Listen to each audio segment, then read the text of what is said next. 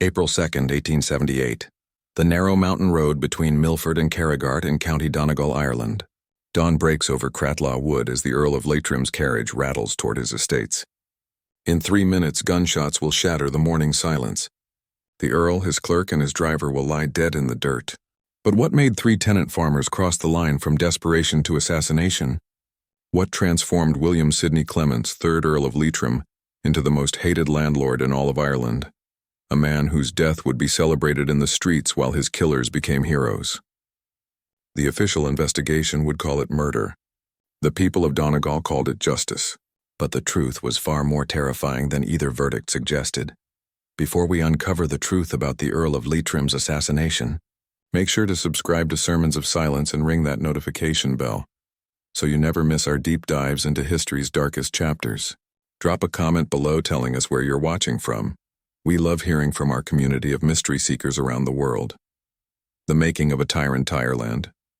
In 1878 exists in a state of perpetual tension. The Great Famine ended 3 decades ago, but its shadow still darkens every cottage, every field, every memory. Over 1 million people died. Another million fled across the Atlantic. The population has been cut nearly in half, and those who remain live under a system designed to extract every possible penny from their labor while offering nothing in return. The landlord system in Victorian Ireland represents feudalism at its most grotesque. Absentee English lords own vast estates they've never walked, while Protestant Anglo-Irish aristocrats control what remains. Tenant farmers work land their families have cultivated for generations but can be evicted on a whim. No notice, no compensation, no mercy. A bad harvest means starvation. A rent increase means homelessness. Speaking out means retaliation. County Donegal, in Ireland's remote northwest corner, suffers under this system more than most. Rocky soil makes farming a constant struggle. The Atlantic winds bring harsh winters. English is a second language here. Irish Gaelic still dominates the cottage hearths. The people are hardscrabble survivors, deeply Catholic, and increasingly radicalized by desperation. Into this powder keg rides William Sidney Clements, 3rd Earl of Leitrim, born in 1806 to immense privilege. Clements inherits over 94,000 acres across 3 counties, Leitrim, Galway, and Donegal. His annual income from rents exceeds $20,000, equivalent to over $2.5 million today. He owns entire villages, controls who lives and who starves, and wields his power with a cruelty that becomes legendary even among his fellow landlords.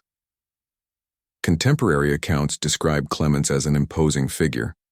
Tall, severe, with iron-gray hair and cold eyes that seem to calculate the monetary value of everything they observe. He never marries. Unusual for an earl whose duty includes producing an heir. He keeps a mistress, Barbara Curry, but refuses to legitimize their children. Control matters more to him than dynasty. His management style makes him unique among Irish landlords and not in ways that inspire admiration. Most absentee landlords hire agents to extract rent while they enjoy London society. Clements takes a different approach.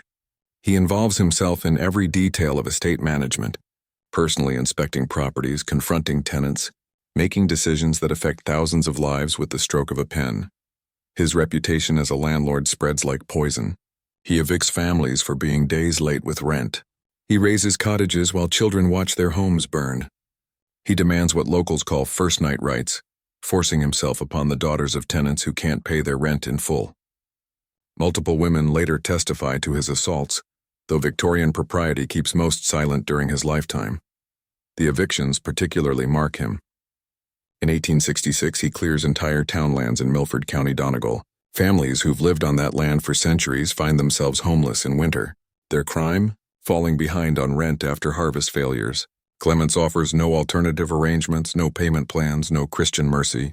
He wants them gone, their homes destroyed, their fields consolidated for more profitable use. One tenant, Michael McCourt, watches Clements's men demolish his cottage while his wife cradles their infant. McCourt pleads for 1 more week to find shelter. Clements responds by having him arrested for trespassing on what was, until that morning, McCourt's own land. The baby dies of exposure 3 days later. Stories like this accumulate. A widow evicted after her husband's death leaves her unable to pay. A young farmer beaten by Clements' men for protesting a rent increase. A teenage girl who disappears after being summoned to the Earl's manor. returning weeks later pregnant and hollow-eyed. The people of Donegal begin calling him the Black Earl. Priests denounce him from pulpits. Ballads are written mocking his cruelty, but he owns the land, the law supports him, and Victorian Ireland offers tenant farmers no legal recourse against aristocratic tyranny. By the mid-1870s, something shifts in the collective consciousness. The Fenian movement, Irish nationalists demanding independence, has been crushed by British authorities, but its revolutionary spirit lingers. Secret agrarian societies form throughout rural Ireland: the Ribbonmen, the Molly Maguires, the Land League. These organizations advocate for tenant rights through intimidation and violence when necessary. Anonymous, threatening letters begin arriving at the homes of harsh landlords. Captain Moonlight signs these warnings, a pseudonym representing the collective will of the oppressed. Landlords who ignore the warnings sometimes find their cattle maimed, their haystacks burned, their agents attacked in the night. Clements receives dozens of these letters. He dismisses them with contempt, even publicly mocking the cowardly peasants who send them. He increases his personal guard slightly but refuses to moderate his behavior. If anything, the threats make him more vindictive. In 1877, a particularly detailed warning arrives at his Milford estate. The letter, discovered later among his papers, promises that justice will find you on the road, where no walls protect you. It bears no signature, but investigators later trace its origins to the Milford area. Clements shows the letter to his clerk, John Mecham, who urges him to report it to authorities. The Earl laughs. "These dogs bark but never bite," he says. "They're too afraid of the noose." But in the cottages and pubs of Donegal, three men are having very different conversations. They've watched their neighbors suffer. They've heard the stories. They've calculated the odds and made a decision that will echo through Irish history. Their names are Michael Harrody, Michael McElwee, and Neil Shields. Farmers, fathers, men pushed beyond endurance. What authorities don't yet know is that these men have already begun planning. They've acquired weapons. They've studied the Earl's travel patterns. They've identified the perfect location for an ambush. And they've made peace with the price they'll pay. Escalating incidents. The road to murder. The winter of 1877 to 1878 brings unusual hardship to Donegal. Heavy rains ruin crops. Rent day approaches and dozens of families know they can't pay. They beg for extensions, for mercy, for any accommodation that might prevent eviction. The Earl of Leitrim offers none. In January 1878, he orders 23 families evicted from lands near Milford. The evictions proceed with military efficiency. Bailiffs arrive at dawn, forcing families into the cold while crowbars demolish cottages behind them. Children cry. Women curse. Men stand helpless, knowing that resistance means prison or worse. Michael Harrody watches his neighbor's home torn apart. Harrody is 42 years old, a tenant farmer who's never missed a rent payment despite decades of struggle. He has a wife and 4 children. He considers himself loyal to the crown, attends Mass every Sunday, believes in law and order, but watching those families cast into winter homelessness plants something dark in his heart. In February, a 14-year-old girl named Mary Gallagher is summoned to the Earl's estate to discuss her father's overdue rent. Her father, Patrick, is bedridden with illness. Mary goes alone, hoping to negotiate a payment plan. She returns home 6 hours later. She won't speak about what happened. She stops eating. Her mother finds her crying in the barn, dress torn, bruises on her arms. When pressed, Mary whispers, "He said Papa would be evicted if I didn't. If I wouldn't." Patrick Gallagher wants to go to the authorities. His wife stops him. "Who will they believe?" she asks. "An earl or a farmer's daughter? You'll go to prison for slander and we'll be evicted anyway." The story spreads through the community in whispers. It's not the first such account. It won't be the last. But it's the one that reaches Neil Shields. Shields is 28, married, with 3 young children. He's literate, unusual for a tenant farmer, and follows news of agrarian reform movements. He's heard John Devoy speak in Letterkenny about Irish rights. He's read Fenian pamphlets passed hand to hand in secret. He visits Mary Gallagher's family. He asks careful questions. He sees the girl's haunted eyes and makes a decision. Something must be done, he tells Michael McElwee over pints at Rorty's pub. The law won't protect us. The church won't intervene. If we wait for justice, we'll all be dead or scattered. McElwee is 35, a father of 5. He's usually cautious, analytical, but he's also just received notice of a rent increase, 20% effective immediately. His farm barely sustains his family at current rents. The increase will force him to choose between food and shelter. "What are you suggesting?" McElwee asks, though he already knows. Shields leans close. The Black Earl travels between his estates. The road through Cratlagh Wood is isolated. If something were to happen there, they bring Michael Harady into the conspiracy in early March. The 3 men meet in a shepherd's hut on the mountainside, away from informers. They discuss the practical details. They debate whether they're freedom fighters or murderers. They consider the consequences. Shields argues they're soldiers in an undeclared war. The Earl has killed with evictions, with starvation, with his abuse. We're just faster about it. Harady worries about their families. If we're caught, we hang. Our children become orphans. McElwee provides the deciding argument. If we do nothing, our children starve anyway. At least this way they'll know we fought. They acquire weapons, old muskets, poorly maintained but functional. They scout the road through Cratlagh Wood, noting sightlines and escape routes. They establish that the Earl travels from his Milford estate to Carrigart every Tuesday, departing at dawn to avoid the crowds that gather to jeer at him. On March 26th, they conduct a practice run. They position themselves along the road at 5:30 a.m., simulating the ambush. The timing works. The location provides cover. They could execute the plan and disappear into the mountains before anyone raises an alarm. One detail troubles them. The Earl never travels alone. His clerk, John Makem, accompanies him. His driver, Charles Buchanan, controls the carriage. Both are local men, employees rather than oppressors. "We won't have a clear shot at just the Earl," Harady observes. "The others might be hit." They debate calling it off. They consider trying to isolate the Earl, but the logistics prove impossible. If they're going to do this, collateral casualties are unavoidable. Makem and Buchanan made their choice, Shields argues.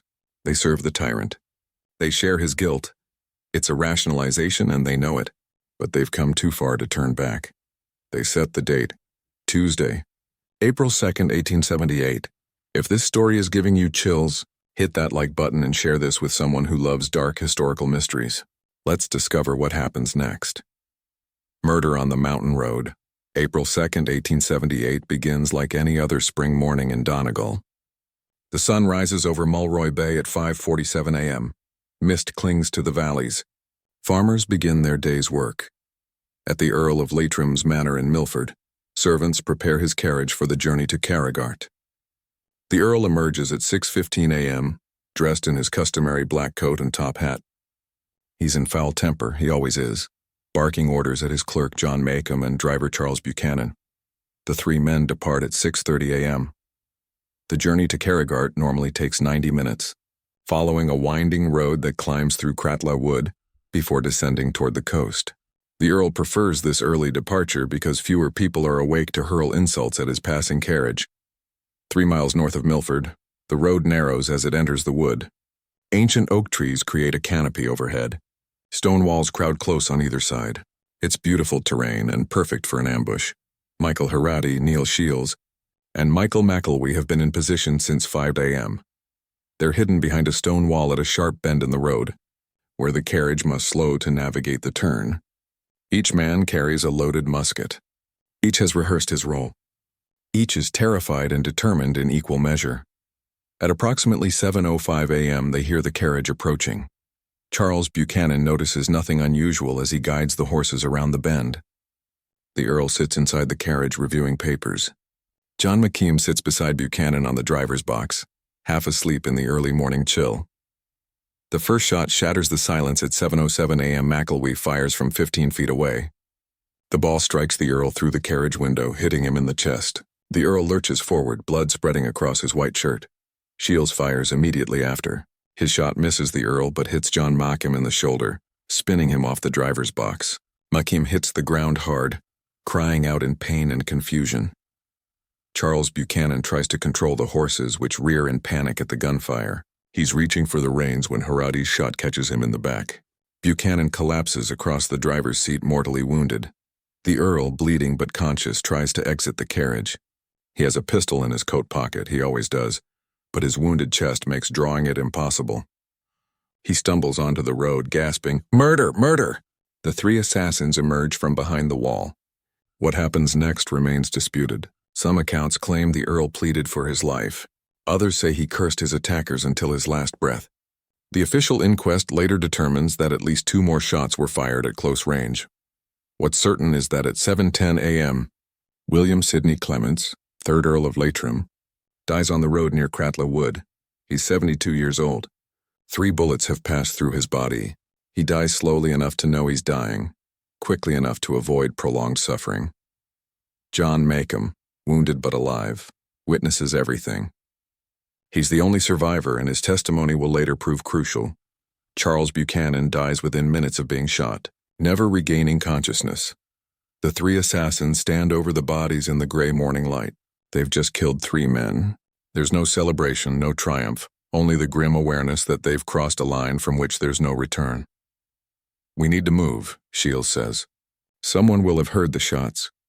They disappear into the woods, following prearranged routes toward the mountains. Behind them, the Earl's horses stand nervously in their traces. Blood pools on the dirt road.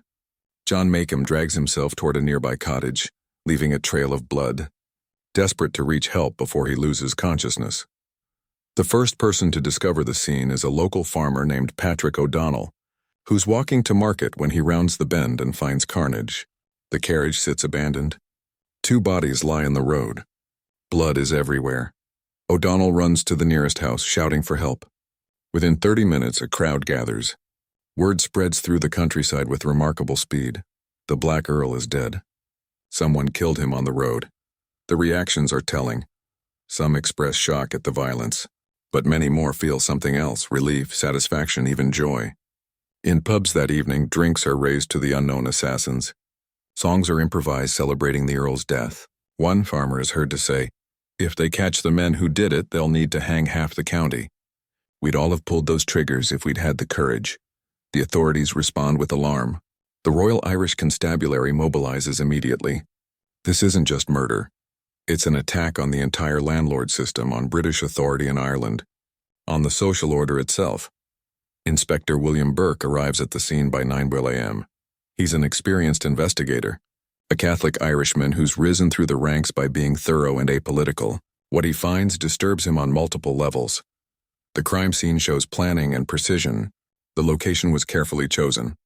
Multiple shooters coordinated their attack. This wasn't a crime of passion.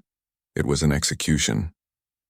John Makem, treated for his wounds, provides detailed descriptions of the 3 attackers. He saw their faces. He knows they're local men. Burke realizes the killers are probably still in the area, protected by a community that views them as heroes rather than criminals. The investigation faces immediate obstacles. No one claims to have seen anything. No one volunteers information. When Burke questions locals, they respond with studied ignorance or outright hostility. The Earl was a hard man, one farmer tells him. Perhaps someone decided to be harder. Burke recognizes the code. The community has already decided this murder was justified. They won't cooperate with authorities trying to avenge the man who evicted their neighbors and abused their daughters. The investigation will require different tactics: informants, pressure, careful detective work. Burke begins building his case, knowing he's racing against time. The longer the killers remain free, the more they become legends. And legends, he knows, are far harder to capture than men. The hunt for justice. The manhunt for the Earl of Leitrim's assassins becomes one of the most intensive investigations in Irish history. The British government offers a reward of $1,000, an enormous sum, for information leading to arrests. Local authorities deploy additional constables to Donegal. Informants are cultivated, pressure applied, fear tactics employed, but the community closes ranks. Inspector Burke conducts over 200 interviews in the weeks following the murder. He compiles descriptions of the 3 attackers from John Makem's testimony. He traces the origin of the threatening letters sent to the Earl. He develops a list of suspects, men with motives and opportunity. Michael Harati, Neil Shields and Michael McKelwey are among those suspects, but they're not the only ones. Dozens of tenant farmers had reason to hate the Earl. Narrowing. The list proves impossible when no one will cooperate.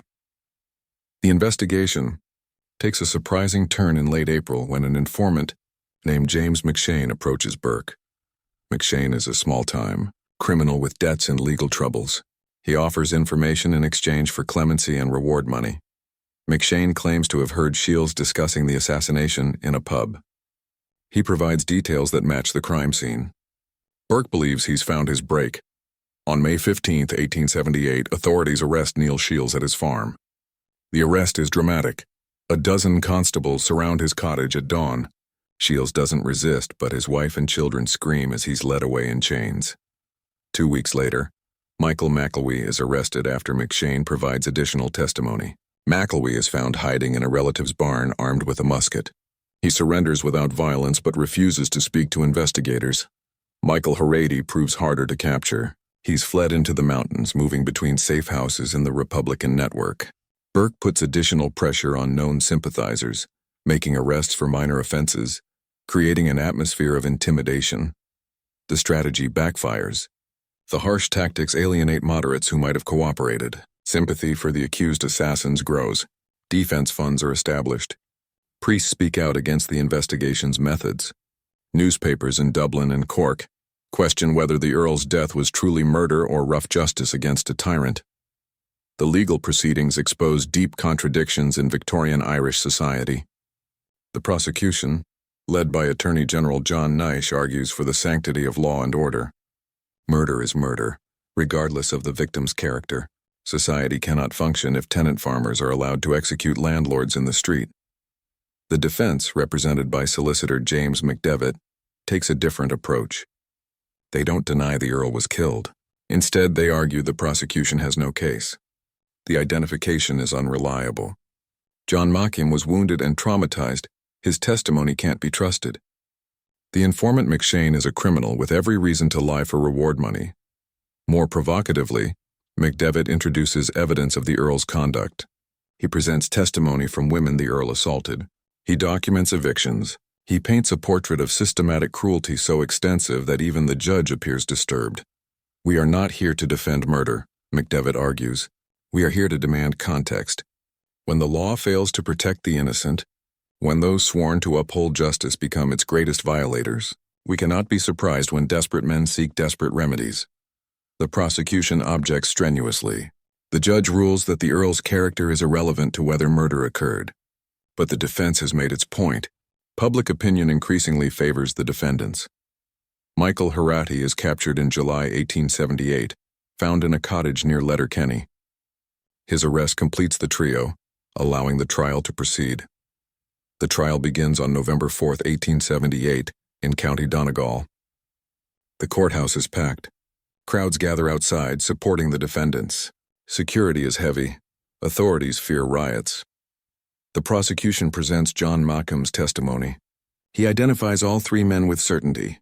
He describes the ambush in detail.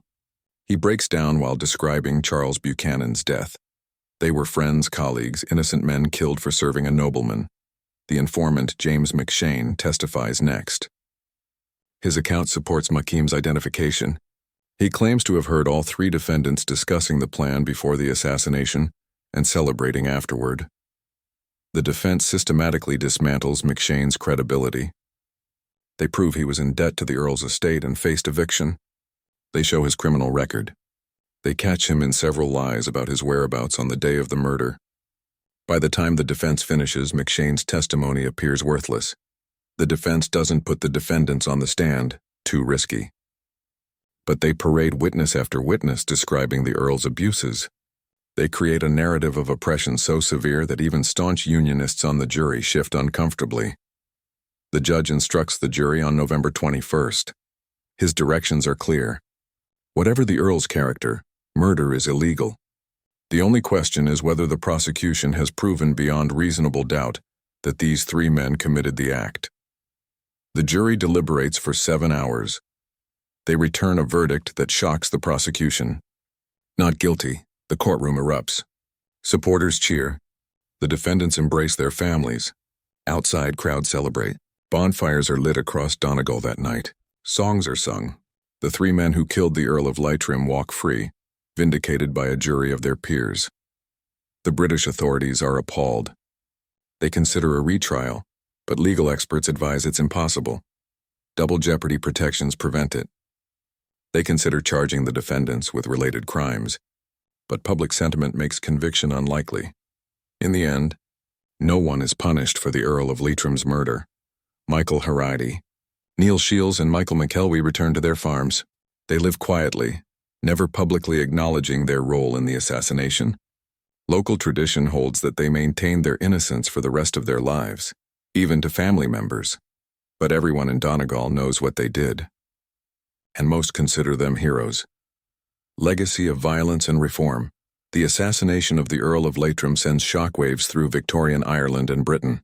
It reveals the depths of tenant discontent and the fragility of the landlord system. When a jury refuses to convict obvious assassins, it signals that legal authority has lost legitimacy in rural Ireland. The British government responds with contradictory impulses. They increase security for landlords, deploying additional troops to rural areas, but they also recognize that repression alone cannot solve the underlying crisis.